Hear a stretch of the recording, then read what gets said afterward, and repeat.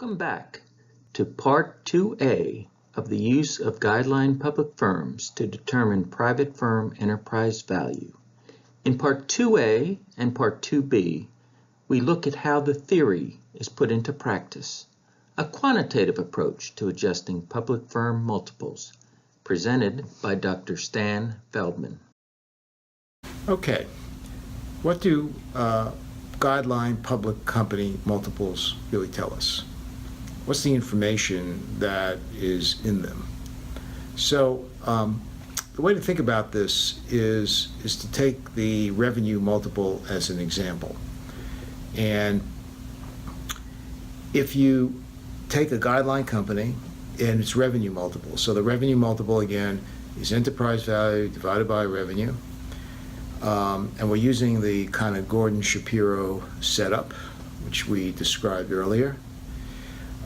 So what do I know about this public company? Well, first I know its cost of capital. I know its profit margin, and I know the multiple. So what I can actually calculate now, based on Gordon-Shapiro, is what the expected average growth rate over some period of time is. That is, what do market participants expect this average growth rate to be? So the average growth rate in this case, so let's say for an example, the Wall Street analysts have, let's say, 3 to 5 years worth of projections for a particular company, which is what they do, and professional investors have that as well. And then after some period of time, let's say after the 5-year period, the expectation is that earnings are not going to grow at the same rates post the 5-year period that they did in the earlier period. And there are terms we use to describe this. The first 5-year period is known as the competitive advantage period, and the period after 5 years typically is referred to as the steady state growth path.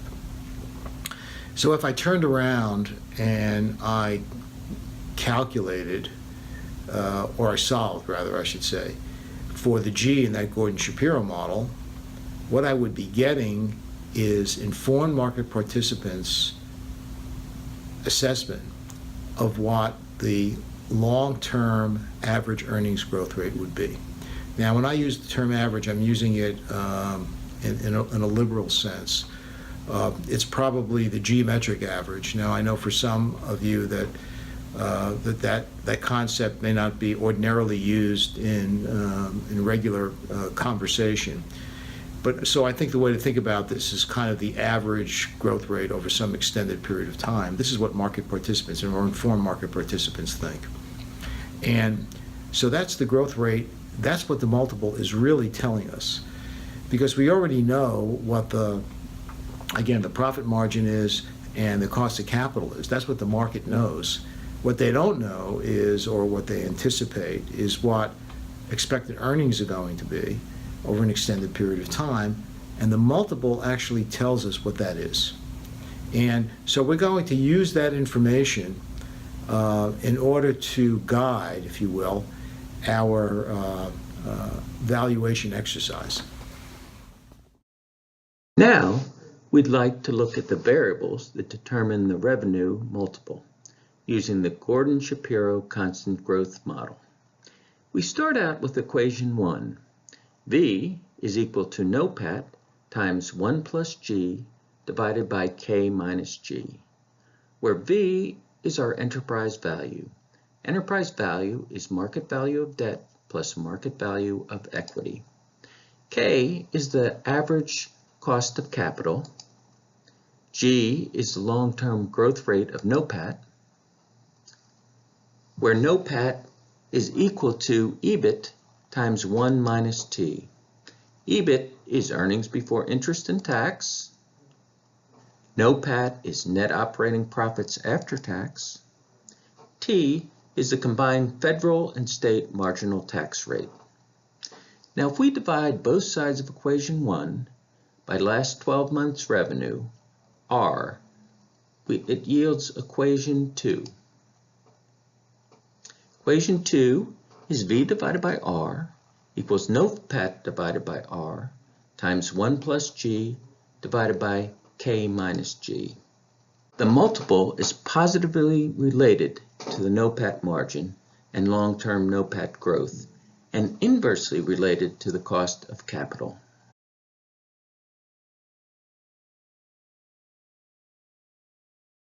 Now let's use some arithmetic to calculate the average growth rate of earnings for a particular guideline company. Now, if we go back to that Gordon-Shapiro model where we divided everything by revenue and we calculated enterprise value to revenue on one side and a set of factors on the other side, if we take that equation, which is shown in the slide in front of you, and solve for G, we get this growth rate. So how do we do this? So the actual terminology I'm using here, MU refers to the multiple. NOPAT M is the NOPAT margin, so that would be NOPAT divided by revenue. And what the arithmetic says is essentially solves for G. I mean, that's what the arithmetic is. And you can see that in the multiple sense, if you look at the numbers, the growth rate, or the long-term growth rate, is 6.45%. Now, what does actually that mean? So let's take a company that is a guideline company. It's got a very good business. And basically what that 6.45% says is that maybe perhaps over the next several years, the company's earnings might be growing at 12, 13, 14%, some large number. And then beyond that time, it's going to slowly decline towards its steady state. And when you look at or when the informed market participants look at this larger time period, on average, averaging everything out, it's the average growth rate is 6.45%. Now, for example, if the growth rate, that average growth rate, were 10%, say, the multiple, given the factors that we have in that example, the multiple will be higher. So growth rates and multiples are aligned.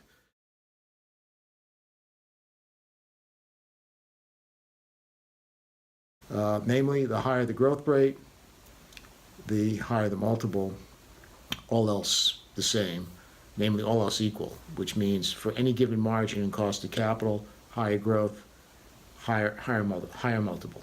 Now, this often is looked at as one of the criticism, I should say, of this, is that, well, you're using a very, very simple model to generate this G value, and the world is much more complicated than this. Like, for example, you haven't considered investment flows, or in other words, capital requirements, working capital, or fixed capital, plant and equipment, and all kinds of other things. And the answer to all of that is, of course, yes.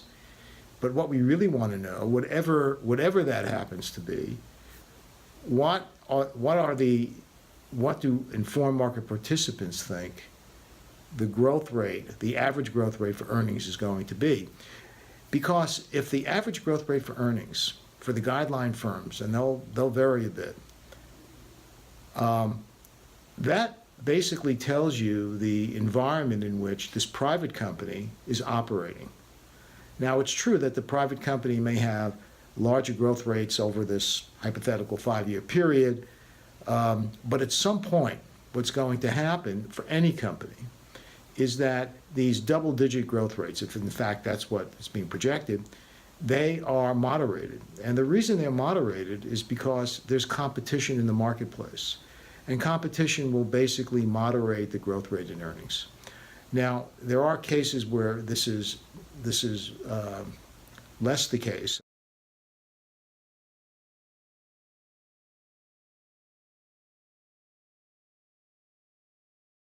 Let me give you one example of this. In the early years for Microsoft, it was generating profits, growth rate in profits that were far in excess of 12, 13, 14%. Far in excess of that. Its rate of return on invested capital was north of 30%.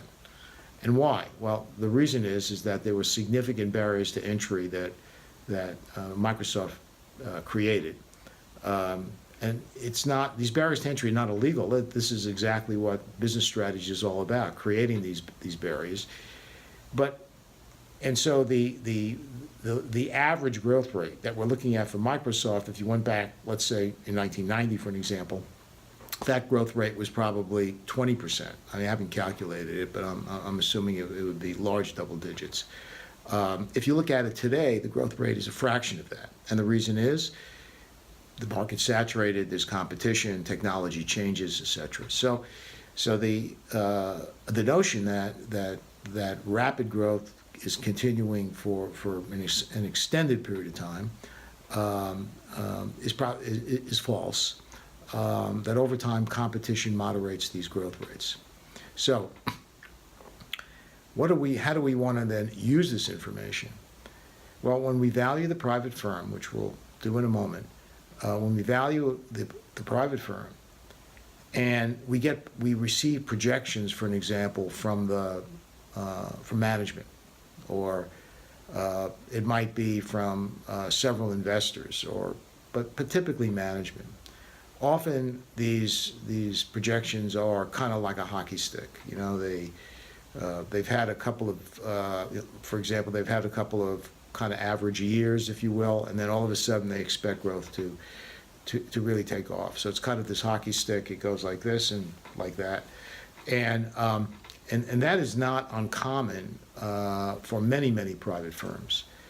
But it may very well be the case that there is a hockey stick there, and that's that anybody looking at this company would think of this hockey stick as being something very reasonable. But at some point, the hockey stick ends and it flattens out, or growth rate declines. And so if I take this extended look, the hockey stick period and then some period of time after that. So let's say it's 10 years, just for argument's sake, is what I'm looking at, right? And so what I do is I say, well, all right, let's look at those projections and let's calculate the average growth rate over this extended period of time, and then compare it to the growth rate of these private companies.